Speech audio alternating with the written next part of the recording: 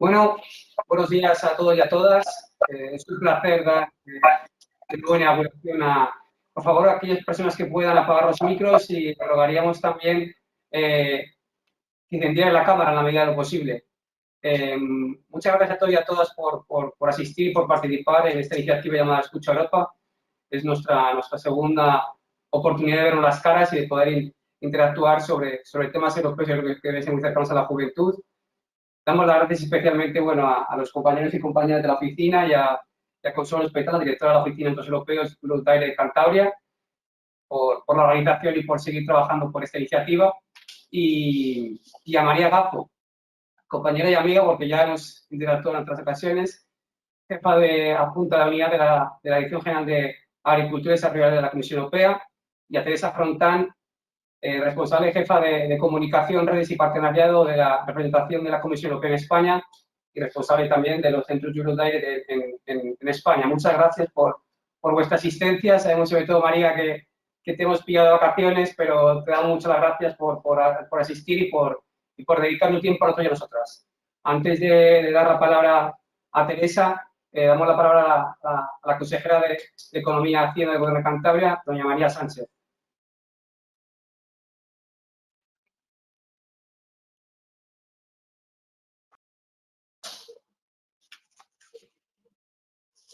Hola, buenos días. ¿Me oís bien? Sí, perfecto. ¿Sí? Bueno, pues vale, muy bien. Buenos días a todos y a todas. Por segunda vez en poco tiempo tengo el privilegio de dar bienvenida a una jornada divulgativa relacionada con el proyecto Escucha Europa. Una iniciativa que pretende intensificar de la juventud sobre la comunidad europea. Tras la primera sesión, en la que pudimos escuchar las palabras del ministro Luis Planas, ministro de Agricultura, Pesca y Alimentación del Gobierno de España, hoy tenemos la gran fortuna de contar con dos grandes expertas en el funcionamiento de las instituciones comunitarias.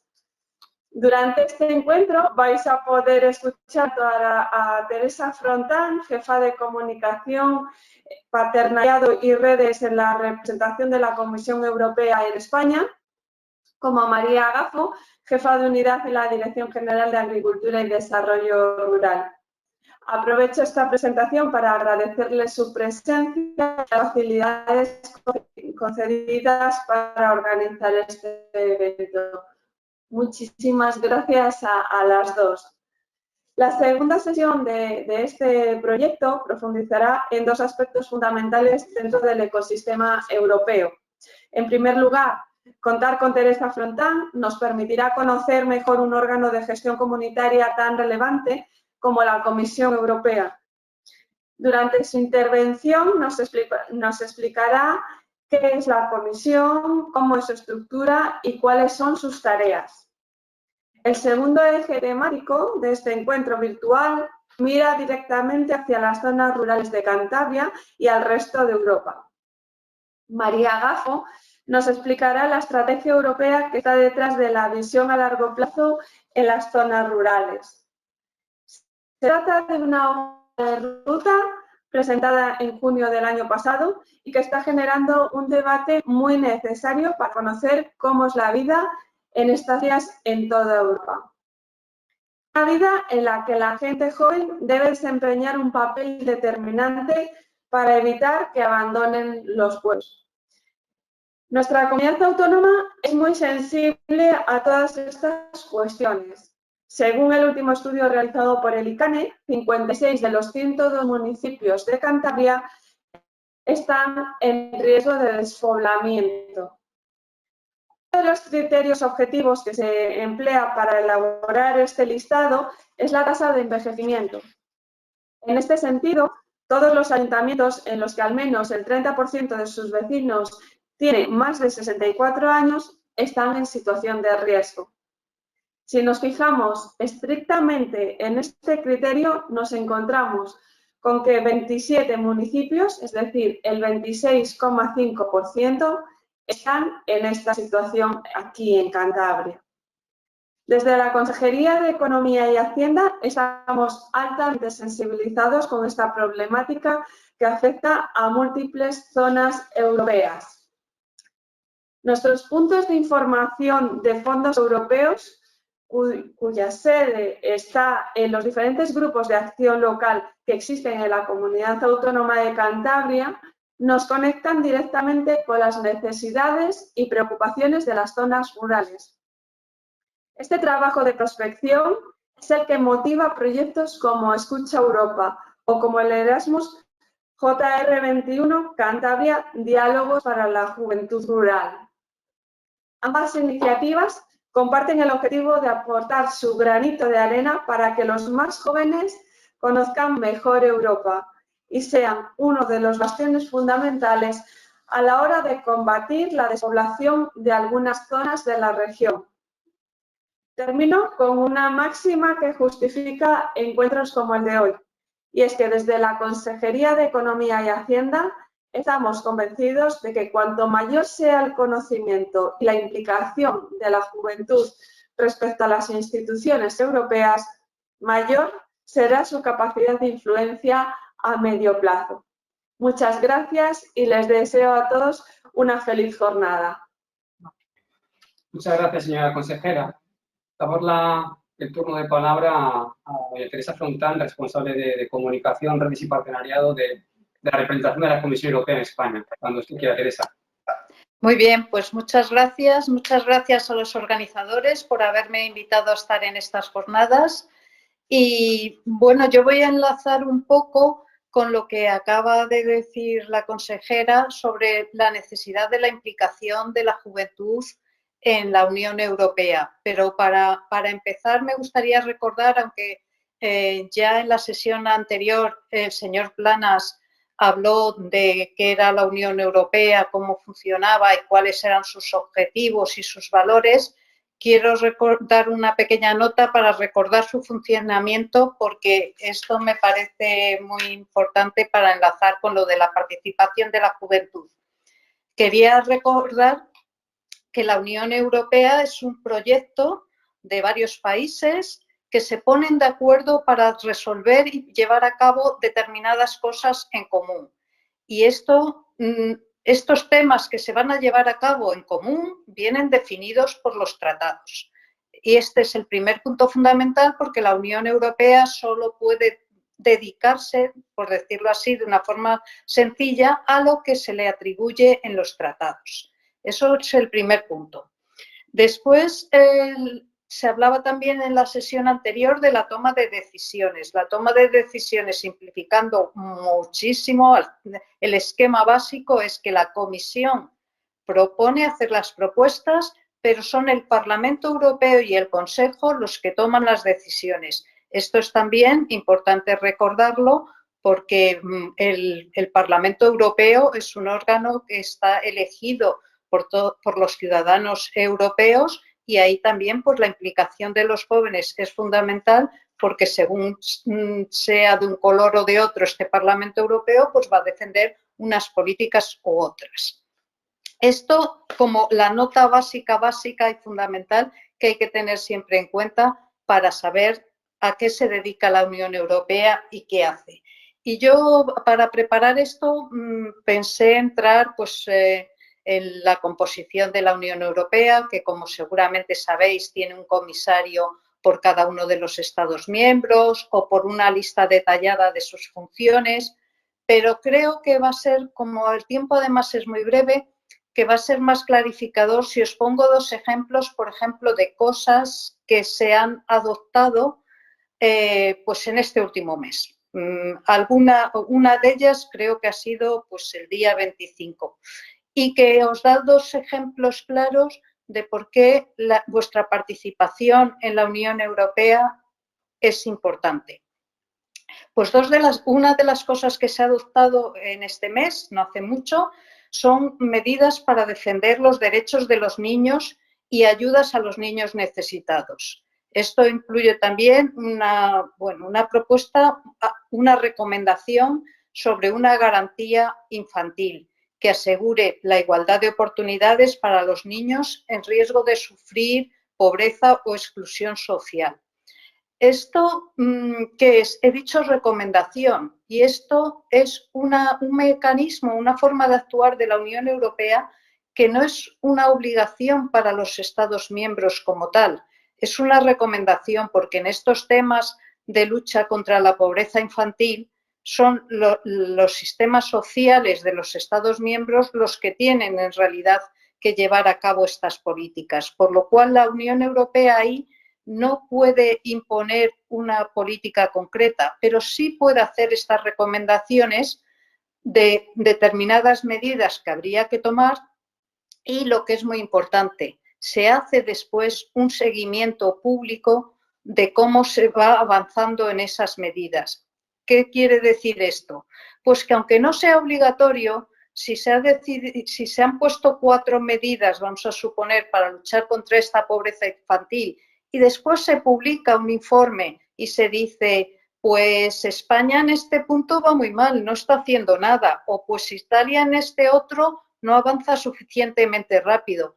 Eso es un instrumento para que la población de ese país, los ciudadanos, exijan a sus propios gobiernos el cumplimiento de esos objetivos. Y este es un mecanismo en el que también pues, tenéis que implicaros porque es un mecanismo poderoso para hacer avanzar en la Unión Europea temas que a lo mejor no están claramente atribuidos a la Unión Europea, por lo cual no se puede hacer una ley, una legislación, pero sí se pueden iniciar esta serie de medidas y después pues, controlar qué países lo van cumpliendo y qué países no.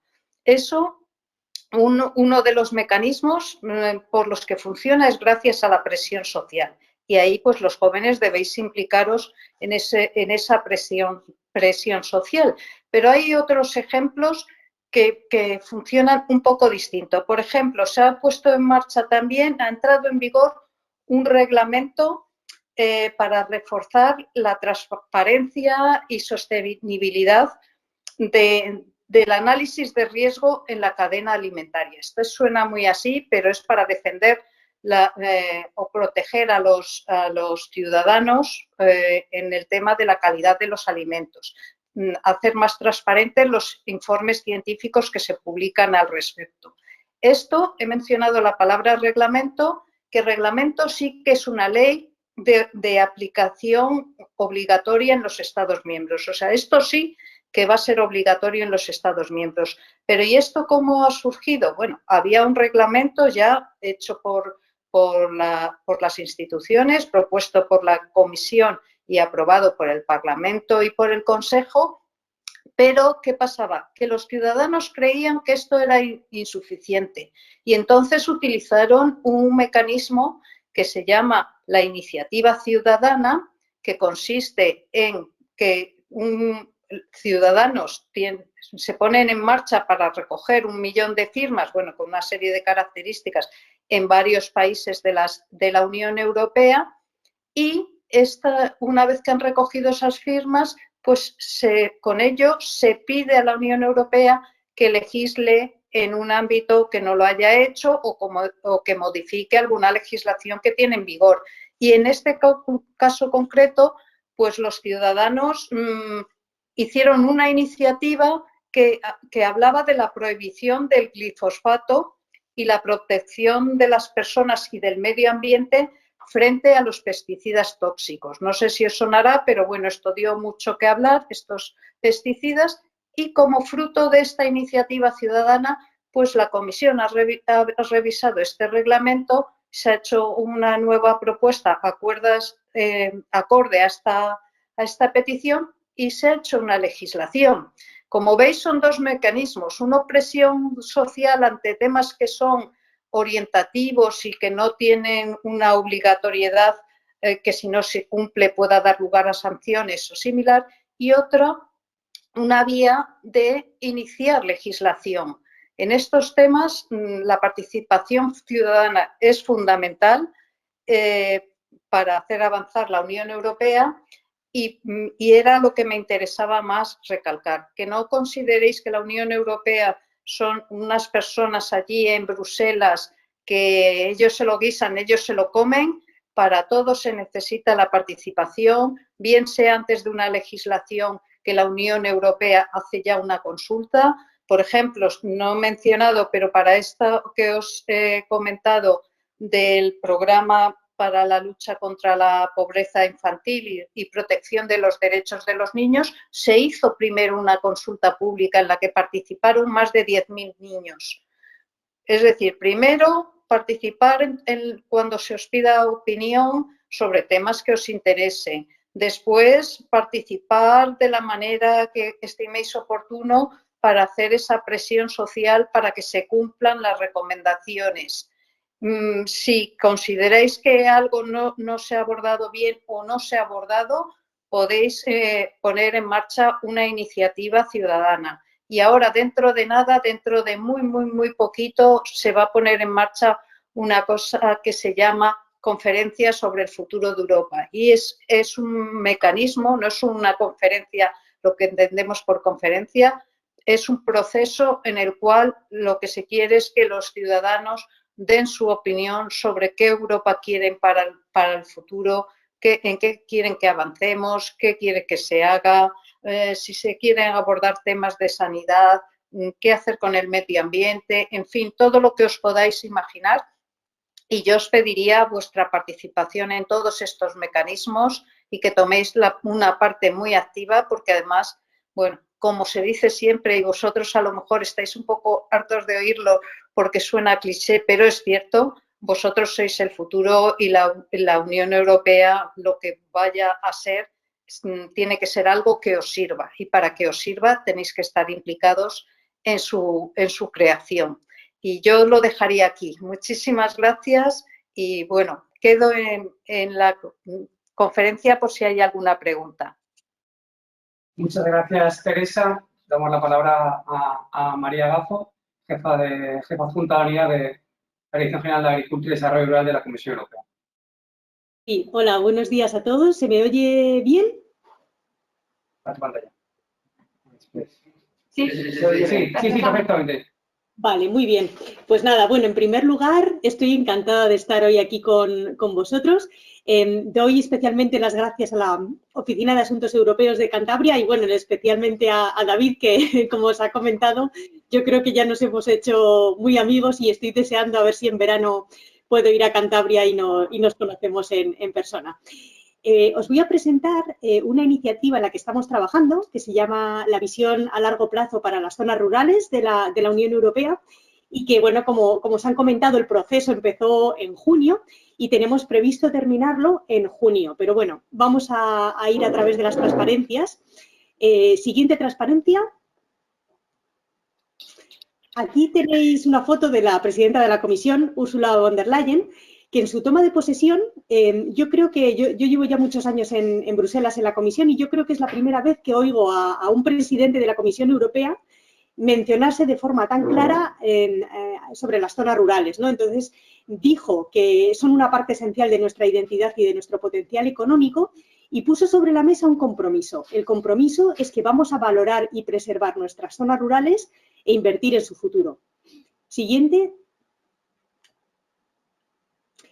Pero claro, no quería dejaros tranquilos en esta presentación simplemente escuchando, entonces he preparado un pequeño cuestionario rural. La primera pregunta que os quería poner es esa foto, a ver si hay alguien que la reconoce y bueno, luego los profesores nos lo pueden decir más adelante. Os dejo un minuto para que lo digáis y ahora os lo comento. Bueno, pues esa foto es un pueblo de los Valles Pasiegos, se llama Llerana y es el pueblo de mis bisabuelos, ¿no? Entonces, ¿qué pasó con mis bisabuelos? Pues vivían en ese pueblo, se dedicaban a la ganadería, pero en un momento dado, pues se fueron a Madrid. Se fueron a Madrid, ya su familia se estableció allí, mi familia es de Madrid, y luego, ¿qué pasó conmigo? Pues yo he acabado en Bruselas. ¿Con esto qué quiero decir? Que yo, pero no solo yo creo que el 100% de las personas de la Unión Europea tienen sus orígenes en las zonas rurales. La misma Ursula von der Leyen, la presidenta de la Comisión, tiene también sus orígenes en un pueblo alemán donde tienen su casa familiar y también comentaba que sabe muy bien cuál es la esquina de la habitación donde tienen mejor la conexión wifi, ¿no? Entonces yo creo que esto es algo muy importante. Las raíces de la Unión Europea se encuentran en las zonas rurales. Mirando a los datos, ¿Cuántas personas creéis que viven en las zonas rurales de la Unión Europea? Os dejo también un segundo para que lo comentéis en clase. Y luego me decís de verdad si más o menos los que han acertado. Siguiente. Pues 130 millones, que más o menos se corresponde con un 30% de la población de la Unión Europea. Siguiente transparencia. ¿Y qué porcentaje del territorio representan? Simplemente comparando con la transparencia anterior podéis ver que en términos de territorio es más importante. Siguiente. Pues el 80%. Un 30% de la población, pero un 80% del territorio. Esto cambia de un país a otro, pero más o menos es muy parecido. Y en el caso de España yo creo que está más o menos en ese orden. Con respecto a los desafíos de las zonas rurales, mirando simplemente los datos, nos encontramos primero con un problema demográfico. Un envejecimiento de la población, como comentó la consejera al principio de su intervención, y luego también una falta de relevo generacional, ¿no? Con unas pirámides de población que en vez de ser una pirámide, pues tiene una forma así un poco rara. Y luego, por otro lado, está el tema del acceso a las infraestructuras y a los servicios, al transporte, a los comercios, al Internet, etcétera. Siguiente. Aquí, por ejemplo, os presento la situación de la cobertura a banda ancha de alta velocidad, ¿no? La línea azul representa la situación en la media de la Unión Europea y luego la línea naranja indica la situación en las zonas rurales. Yo creo que hay que reconocer que ha habido unos avances muy importantes desde el año 2011. En el año 2011 solo un 10% de las zonas rurales tenían acceso a cobertura de alta velocidad y ahora estamos en un 60%. Pero aún así todavía hay una brecha digital que es importante abordar si queremos que las zonas rurales se puedan beneficiar de todas las oportunidades de la economía digital. Siguiente. Con respecto al reto demográfico que os comentaba, aquí tenéis un poco las previsiones de aquí al año 2032. Me imagino que a todos se os han ido los ojos hacia Cantabria y sí, Cantabria está de color morado. ¿Qué significa de color morado? Pues significa que tiene riesgo de pérdida de población importante, ¿no? Entonces, también como comentó la consejera, pues hay algunos municipios, no todos, pero que sí que presentan riesgo de despoblamiento y esto se debe a dos factores, sobre todo. Por un lado, la evolución demográfica normal, pero luego, por otro lado, también la emigración, ¿no? Sobre todo la gente joven en edad de trabajar o de estudiar, etcétera, que abandona las zonas rurales y que se va fuera. Esto yo creo que de por sí no es un problema, pero sí que se deben de dejar los medios para que la gente que quiera pues pueda volver o pueda instalarse de nuevo en esas zonas rurales. Siguiente. Por otro lado, también hay muchísimas oportunidades, ¿no?, que se presentan de forma especial para el mundo rural. ¿Por qué? Pues porque estamos avanzando hacia una economía circular y una bioeconomía. ¿Y dónde se encuentran esos recursos? Pues en las zonas rurales. Por otro lado, yo creo que también queda mucho campo por explorar en el campo de la transición ecológica y digital, que también les puede permitir pues desarrollarse mucho más. Y luego, por último, esta situación en la que estamos, que la verdad es que me da pena vernos a todos con mascarilla. Yo estoy aquí, como veis, trabajando en casa, ¿no? Pero la recuperación de la crisis del COVID-19 también ha hecho que la sociedad esté mirando a las zonas rurales con distintos ojos, ¿no? Y que ahora con las posibilidades del teletrabajo, por supuesto, siempre contando con una buena conexión de Internet, pues puede hacer que mucha gente se considere pues empezar a trabajar en una zona rural, donde pues hay muchísimos más espacios verdes, etcétera, y puede ser una mucha mejor calidad de vida que vivir en el centro de una ciudad. Como os comentaba, mi familia vive en Madrid y, bueno, los 2 meses del confinamiento estricto, os puedo decir que fue un horror estar en un apartamento en el centro de Madrid y me imagino que si abres la ventana y te encuentras una montaña verde, pues es muchísimo más llevadero. Y eso está haciendo que mucha gente se esté planteando volver al mundo rural. Siguiente. Ahora, volviendo a la visión para las zonas rurales, de la que os estaba hablando al principio, preveemos que sea una comunicación de la Comisión que vamos a adoptar en junio de este año para establecer un futuro de las zonas rurales de la Unión Europea de aquí a 2040, y no solo eso, sino también una hoja de ruta para alcanzar esa visión. Y también queremos lanzar un debate sobre el papel de las zonas rurales en la sociedad, aunque este debate ya ha comenzado con la consulta pública que iniciamos en junio del año pasado. Siguiente. ¿Cómo lo vamos a hacer? Siguiente. Estamos pensando en utilizar estos 3 pilares. Primero, un análisis de los datos, de la situación, etcétera, en todos los países. Un análisis de prospectiva, que es una metodología especial para la que tenemos expertos de toda la Unión Europea, y luego la parte de consulta pública.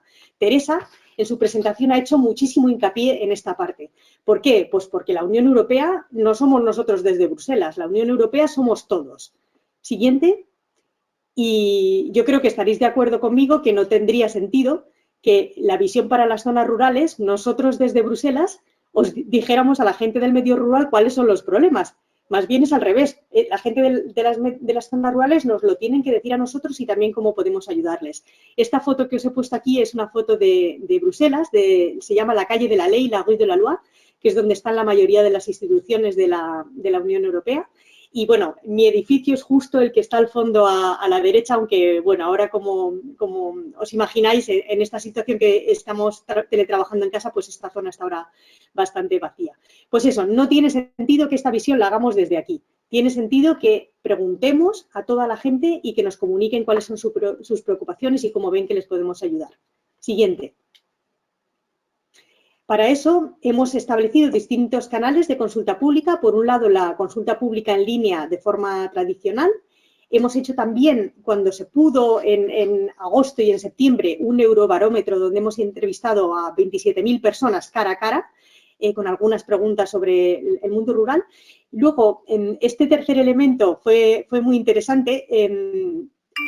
Pusimos un paquete en línea, traducido a 21 idiomas, para tratar de facilitar debates en municipios rurales, en grupos de acción local, etcétera, para que ellos pudieran pues, tener una discusión, ver cuáles son las preocupaciones, ejemplos locales y luego nos lo mandaran a Bruselas. Esto es una cosa bastante novedosa y os puedo decir que ha sido muchísimo más exitoso que la consulta pública en línea a la que estamos más acostumbrados. Y luego, bueno, por otro lado, tratamos de participar en muchos eventos, incluyendo este de hoy, que lo voy a incluir también en la parte de la consulta con los comentarios que nos hagáis después.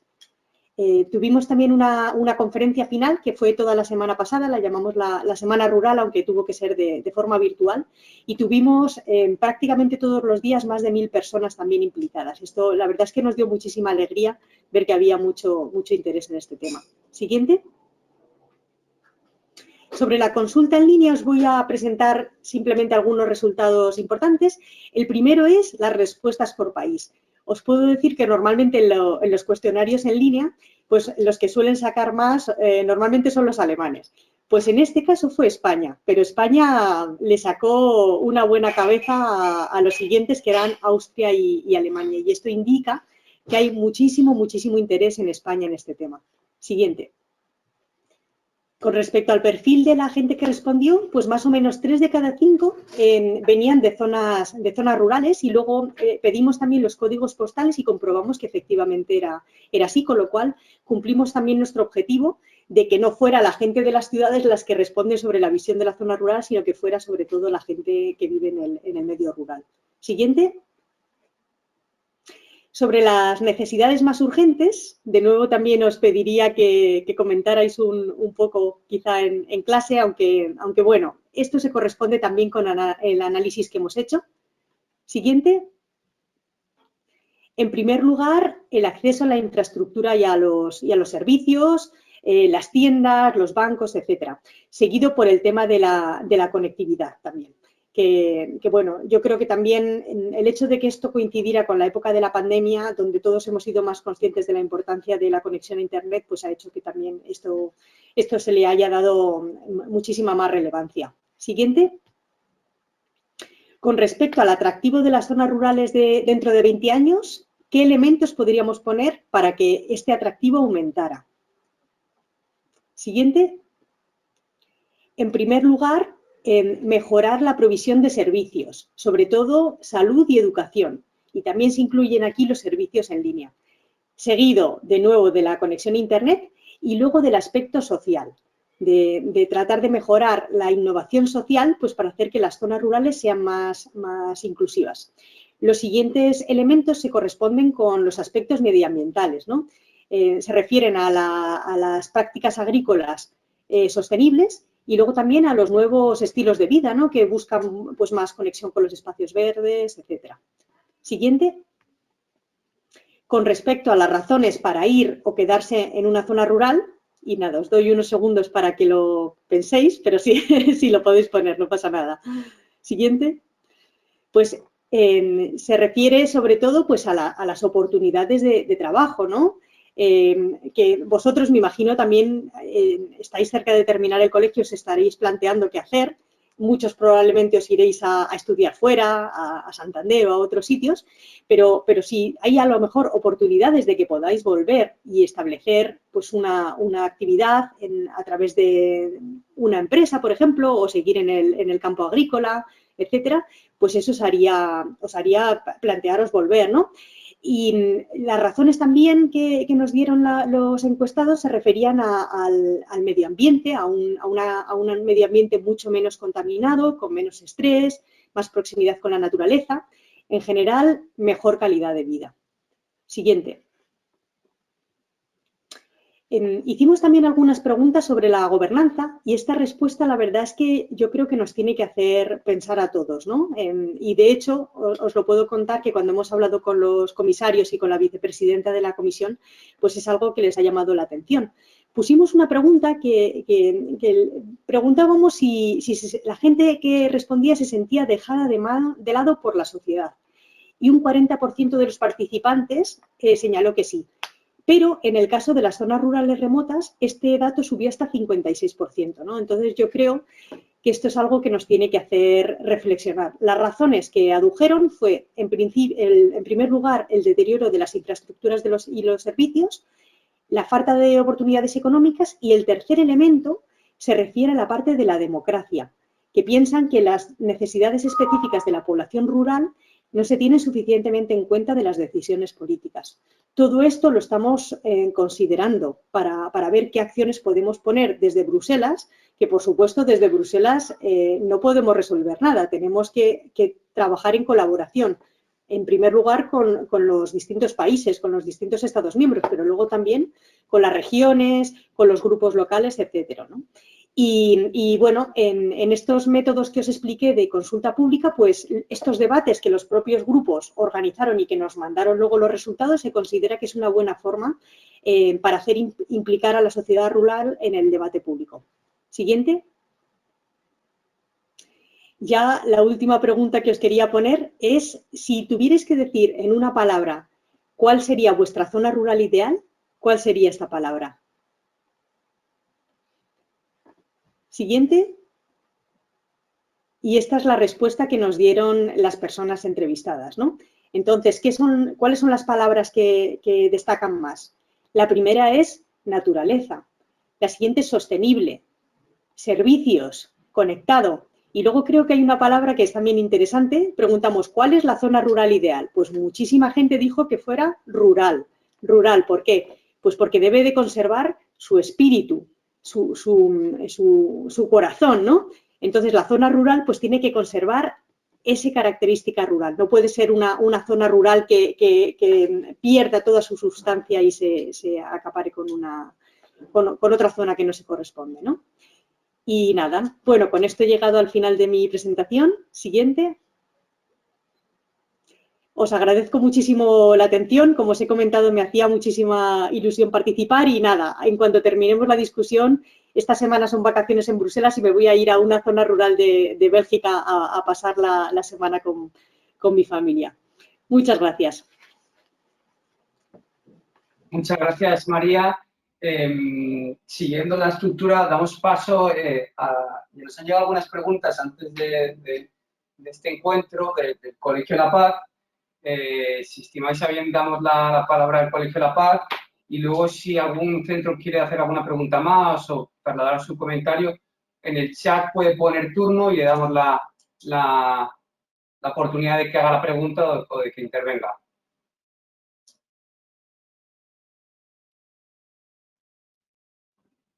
No sé si...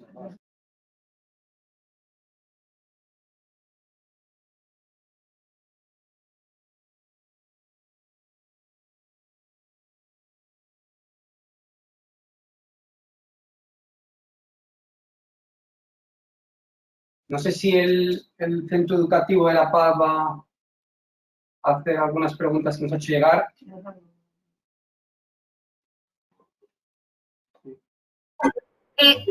Hola, buenas. Perdonad, es que no escuchamos muy bien.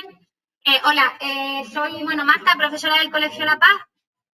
Vale, sí, teníamos unas preguntas preparadas. Si queréis paso ahora a realizarlas una a una, os digo varias, no sé cómo me digáis. Sí, yo creo que si puede decirlas seguidas, mejor. Vale. Vale, mira.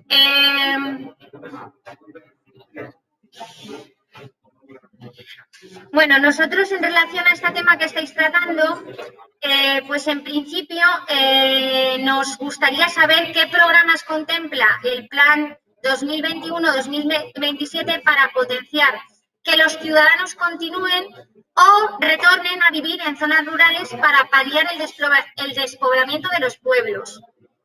También habíamos planteado que si la pandemia causada por el COVID con menor incidencia en las zonas rurales puede ayudar a cambiar la atracción, ¿vale? O a hacer más atractivo vivir en los pueblos y no en las ciudades.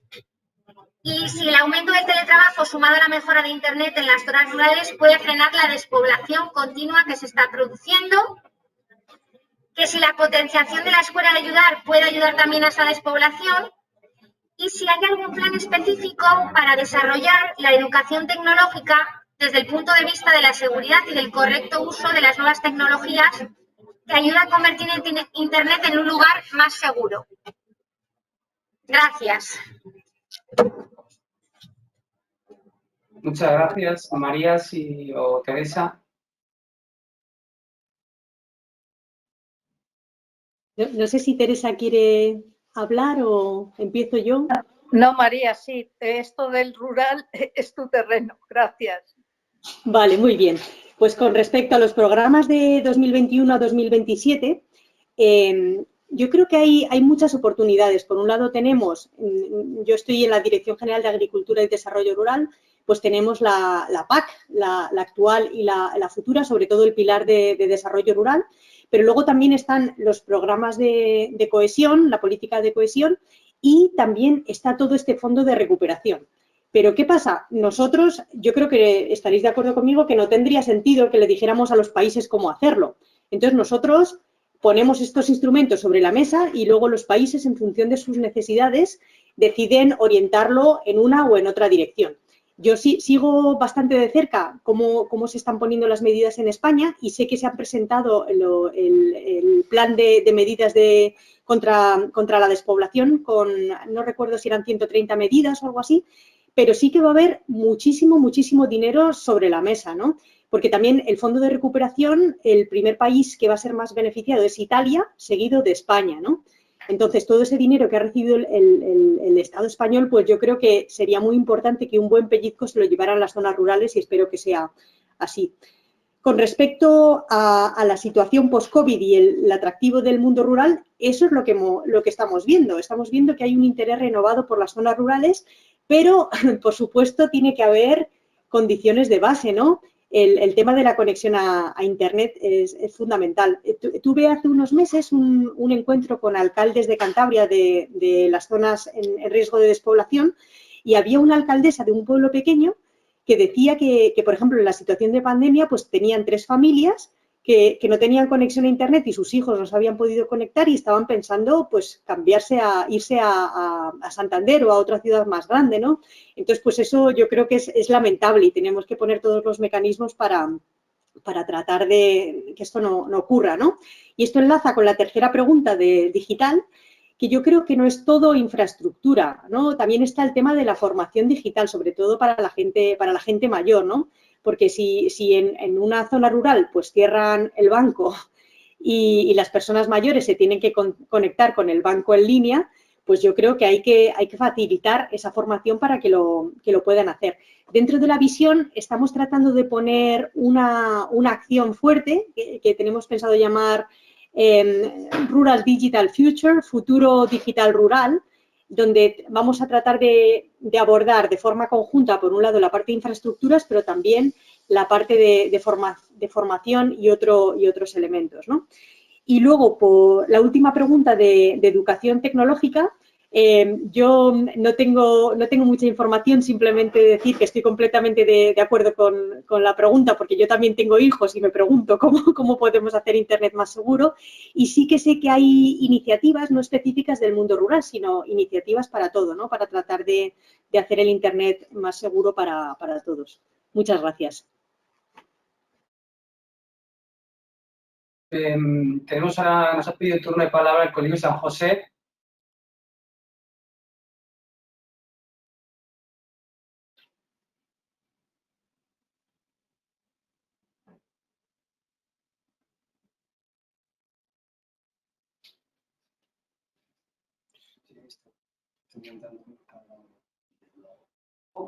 A ver, venga, pon.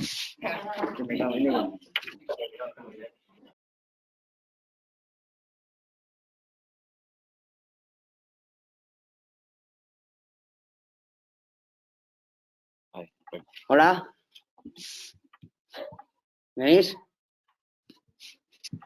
Sí, perfecto. Es que le cortaba.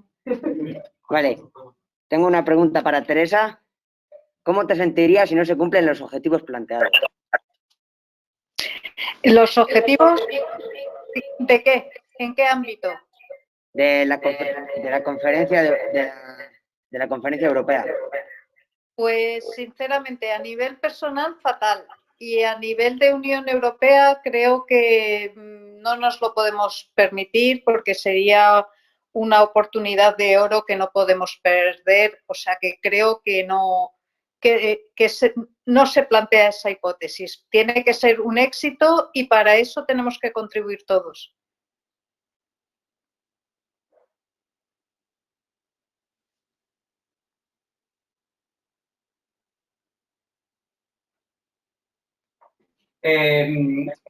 Ahora. Hola, buenos días.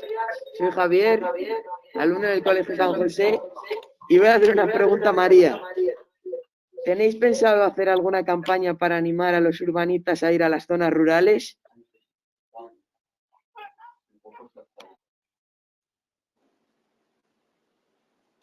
Hola, muchas gracias por la pregunta. Yo creo que no hace falta ninguna campaña, porque de hecho yo creo que en esta situación de COVID, yo creo que me imagino que vosotros también lo sufriréis, ¿no? Que hay más gente que nunca de los urbanitas que van a las zonas rurales, ¿no? Entonces yo creo que la mejor forma para la gente de las ciudades plantearse ir a una zona rural es conocerla, ¿no? Pasar un fin de semana, disfrutar del aire puro, de los campos verdes, ¿no? Y luego ya pues se pueden plantear quedarse en la zona rural. Alguien que no haya ido a una zona rural no se va a plantear directamente ir, ¿no? Y yo sí que sé que ahora en esta situación de COVID, pues mucha gente de las ciudades pues ha decidido eso, irse para allá, y vemos que hay un interés creciente, ¿no? Y luego, bueno, todo el tema del turismo rural, ¿no? Por ejemplo, nosotros aquí en Bélgica no nos permiten salir del país ahora, ¿no? ¿Dónde se va todo el mundo de vacaciones? Antes los belgas sobre todo se iban a las Islas Canarias, a la playa, a Tenerife. Bueno, pues ahora todos a las Ardenas, a las zonas rurales donde es imposible encontrar una casa rural disponible, ¿no?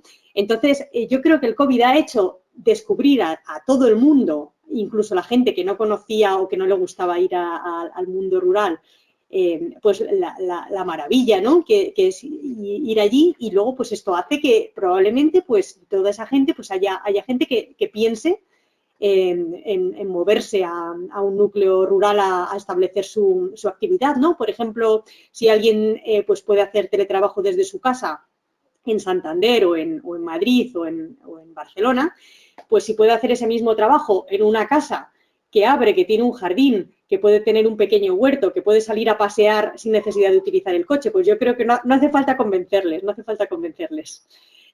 También en un encuentro en el que estuve con Teresa, que estuvimos en Calamocha, el alcalde de allí proponía que la gente lo que tenía que hacer es estar toda la semana en el mundo rural y luego irse el fin de semana a la ciudad, en vez de hacerlo al revés, como se hace ahora, ¿no? Y a mí me parece que también podría ser una buena solución. Muchas gracias, Teresa. María, recordamos que quien quiera preguntar puede poner en el chat para poder intervenir. Damos la palabra a Ángel, de Juventud y de 30.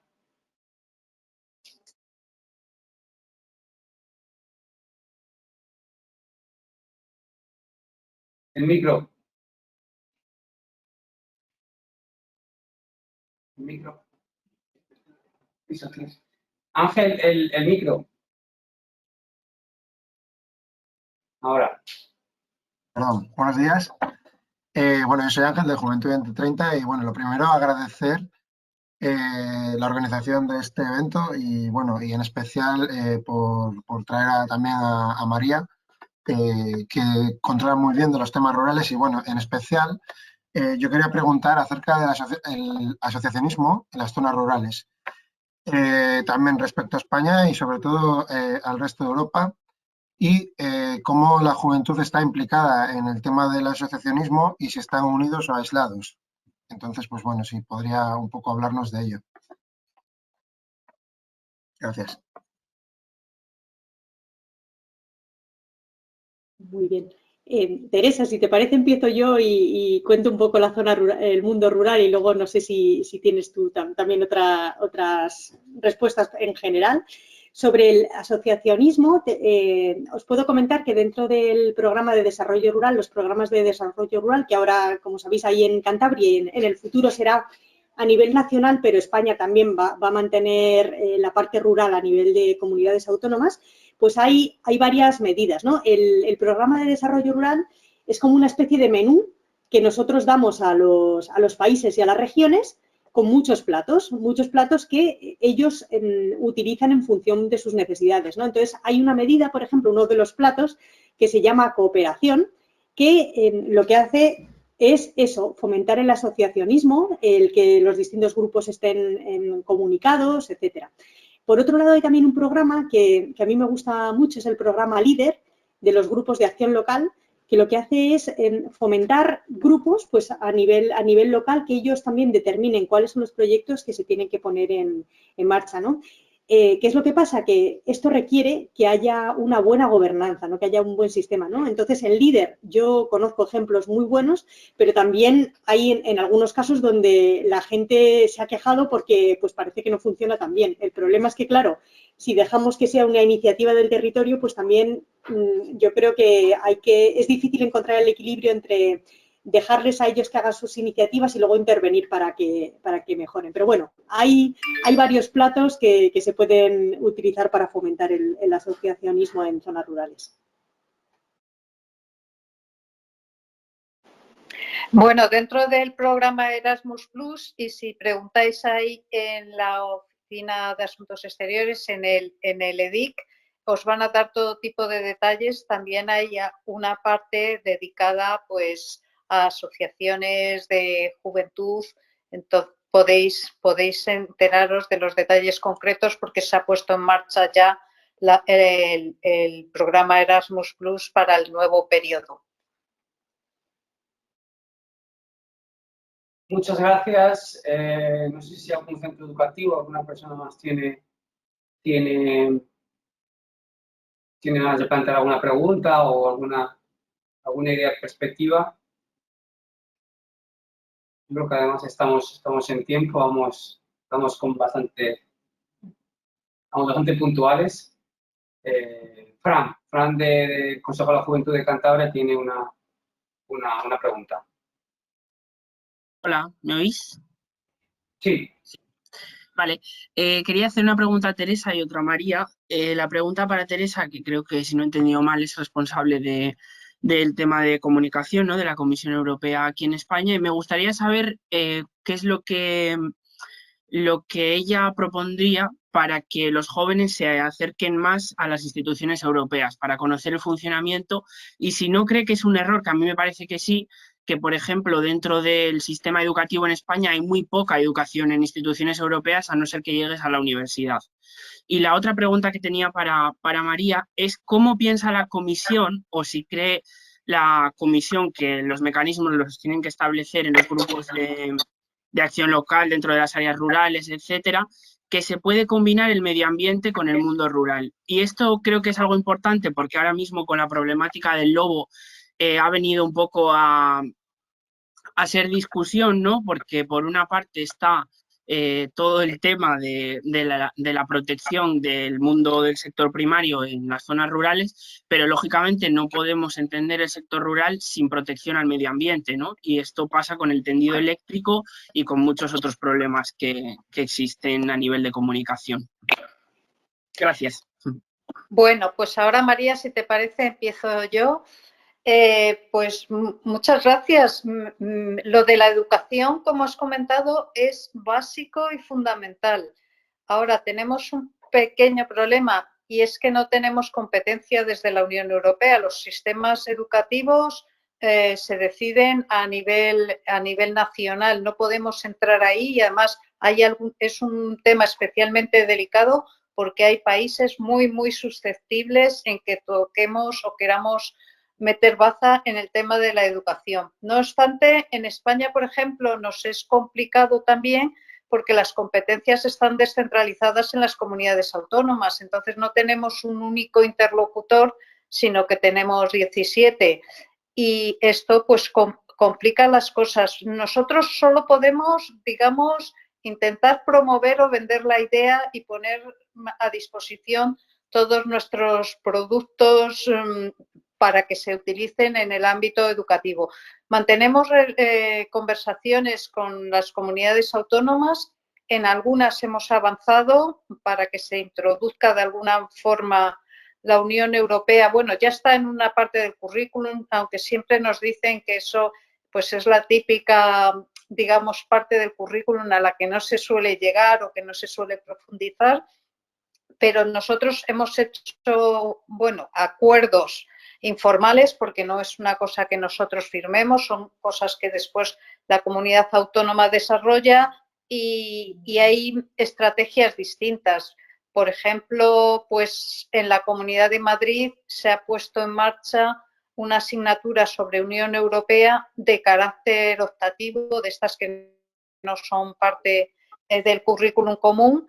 Y bueno, pues ahí estamos avanzando en ese sentido. Ya hay colegios pues, que ofertan esta asignatura a sus alumnos, pero claro, como es voluntaria, pues quien quiere la utiliza y quien no quiere no. Pero es nuestra intención que avanzar en este tema porque desde luego es lo básico y fundamental. Y en el otro punto de cómo digamos, animar más a la juventud para que participe o para que se mantenga informada, la verdad es que creo que no hemos dado con la clave. Sinceramente, yo lo que pienso es que reuniones como la de hoy o gente como vosotros que ya tiene un cierto interés, sois los que nos tenéis que dar pistas, indicaciones. Nosotros encantados de oír qué es lo que creéis que pueda funcionar mejor con los jóvenes y nosotros intentaremos seguirlo porque desde luego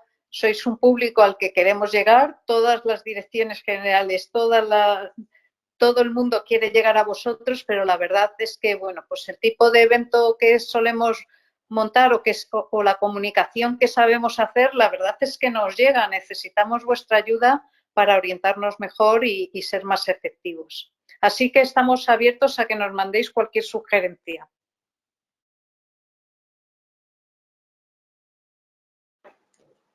Muy bien, ahora me toca a mí. La verdad es que la pregunta es muy buena, pero muy difícil de responder, ¿no? ¿Cómo combinar el medio ambiente con el mundo rural?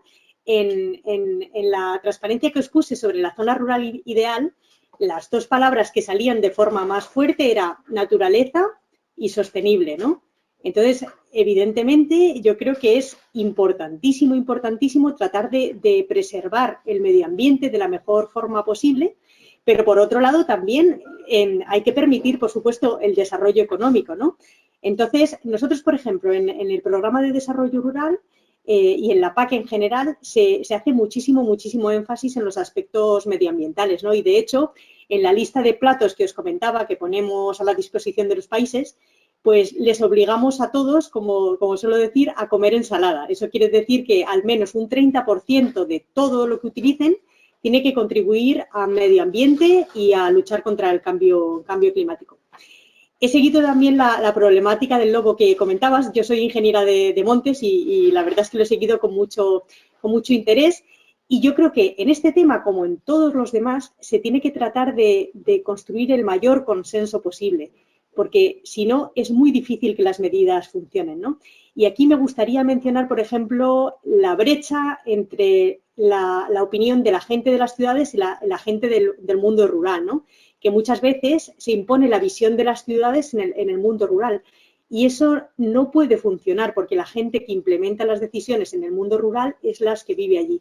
Entonces, por eso creo que es muy importante tratar de poner en marcha estos mecanismos de consulta, de consenso, de trabajar juntos para lograr mejorar el medio ambiente, pero huyendo de las imposiciones desde Bruselas o desde las capitales. Muchas gracias. Damos el último turno de pregunta a Benur, del Centro Europeo de Campo Los Valles. Vamos bastante apretados de tiempo, si podemos intentar ser breves en el tiempo. Hola, buenos días. ¿Me oís bien? Sí. Sí, hola, buenos días. Bueno, muchísimas gracias, como siempre, a la Oficina de Asuntos Europeos por todas estas iniciativas que saquéis adelante, que son muy interesantes. Y gracias a todos los participantes y a María y a Teresa por encontrarse con nosotros. Voy a aprovechar para, entre comillas, vender a mi tierra, vender a nuestra tierra. Yo trabajo en un grupo de acción local, en la Asociación de Desarrollo Territorial Campo Los Valles. En Cantabria hay 5 grupos de acción local. Por aquí en la pantalla podréis ver al resto de compañeras. Está Saja, está Sonagüera Trasmiera, está Valles Pasiegos, Liébana y nosotros. Y ya que estamos hablando y que estáis hablando de asociacionismo juvenil en las zonas rurales, nosotras, como trabajadoras no solo del Grupo de Acción Local, sino de los puntos de información de proyectos europeos dentro de esos grupos de acción local, como amantes de nuestra tierra, hemos sacado adelante un proyecto precioso que se llama JR21, Diálogos de la Juventud Rural. Es un Erasmus y ya que estamos, vamos a hacer un poco de promoción de este maravilloso proyecto con vosotras y con todos los alumnos y alumnas que nos están escuchando. Buscamos a jóvenes de entre 15 y 29 años que quieran participar en este proyecto que, como digo, repito y reitero, y creo que mis compañeras están conmigo, es un proyecto precioso. Nosotras, que somos la cara, nosotras yo misma y las compañeras de los puntos de información de proyectos europeos somos la cara visible de este proyecto, pero en realidad trabajamos conjuntamente los 5 grupos de acción local. También, como siempre, tenemos ayuda de la Oficina de Asuntos Europeos y de todos los compañeros de la Oficina de Proyectos Europeos. Somos esa cara visible y creemos firmemente que cuando los jóvenes de las zonas rurales tienen voz y voto en todas las decisiones, no solo es echar una papeleta cuando tienes 18 años en urna a urna. También queremos que los jóvenes de 15 a 28 años participen de estas iniciativas. Entonces, bueno, pues ya que estamos, algunos de los que están aquí ya me han escuchado hablar de esto muchas veces, volvemos a reiterarnos y espero que todos los jóvenes estén interesados en participar. Creemos que es fundamental que estos jóvenes de las zonas rurales, lo que digo y repito, tengan voz y voto. Voy a ser muy rápida, que me lo ha pedido David, y por ejemplo, un ejemplo claro, un chaval o una chavala de Valderredible, de aquí cerquita de mi tierra, de Polientes. Oye, yo quiero bajar al cine los sábados, a Reynosa. ¿Cómo es posible que yo no tenga transporte? ¿Con quién puedo hablar? nosotros vamos a luchar para que puedan ponerse en contacto con políticos a nivel local, a nivel regional, incluso a nivel europeo. O no, un chico de Valles Pasiegos que quiere continuar en su tierra, que quiere seguir con la tradición familiar o no, quiere salir fuera, salir a Europa, aprender, nutrirse de todos los conocimientos, de toda la cultura y volver a su tierra para seguir con un negocio en esa zona.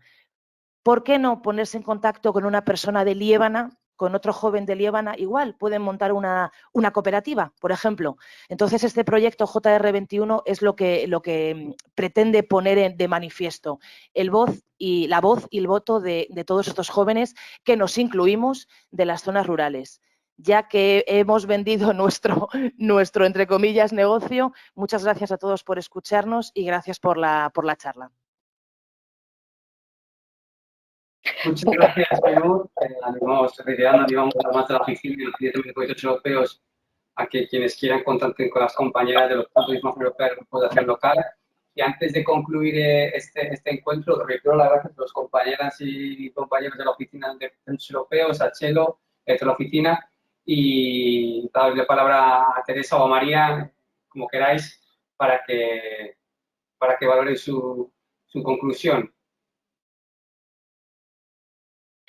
Bueno, yo por mi parte no añadir mucho más, reiterar el agradecimiento por este acto y el agradecimiento a Consuelo por habernos contado con nosotros, apoyar porque iniciativas como la que nos acabáis de contar, porque evidentemente eso es lo que se necesita. La Unión Europea ofrece muchas posibilidades a los jóvenes del mundo rural, igual que a los jóvenes en general. Pero es verdad que a lo mejor en el mundo rural se conocen menos o parecen más distantes y más inaccesibles. Y labor como la vuestra de difundir esto y de motivar a los jóvenes para que participen me parecen fundamentales.